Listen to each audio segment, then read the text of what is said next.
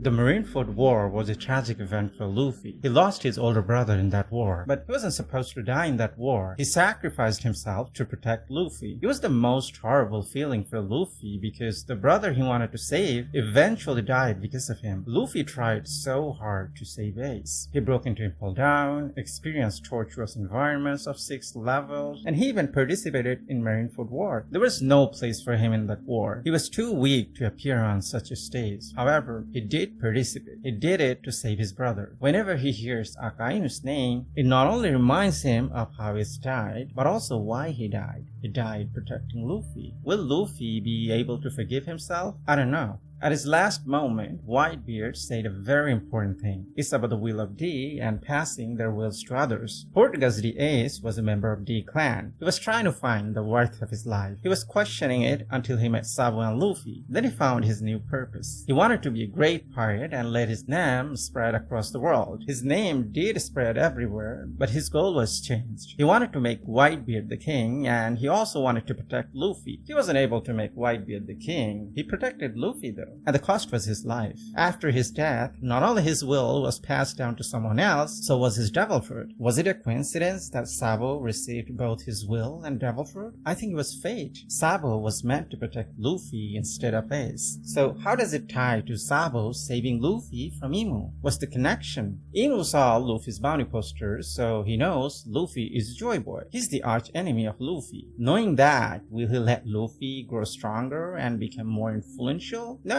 he wouldn't. So why didn't he use that powerful weapon on Wano and be done with it? Actually, Wano is not a country you can get involved whenever you want. After all, there's ancient weapon Pluton. And most importantly, Shanks was also there. Furthermore, they weren't sure if Luffy was still in Wano, so Imo couldn't take a shot unless he was 100% sure. But there was another pressing matter at hand. It was Sabo. After tapping into his call, they learned he knows about Imu's existence. It is a secret Imu cannot let the world know. So without any hesitation, he ordered to use that powerful weapon on Lulusia Kingdom and erase it from the existence. But this weapon cannot be used randomly or indiscriminately. It has an interval period. It can be fired only after long intervals. Imu wanted to use it on Luffy before he becomes more powerful and influential, but he had to use it on Sabo, so he cannot use it on Luffy anytime soon. It gave Luffy a respite to get even stronger and be more influential. By the time that weapon recharges again, Luffy will have total control over his Devil Fruit Awakening, and he will have full support of Elba. So even if Imu fires a weapon at the time, he wouldn't be successful. Furthermore, Luffy might be on his way to Laughdale at the time. Sabo took the hit, so indirectly he saved Luffy. It's all fate. Imu is bound to lose. After all, you cannot win against fate.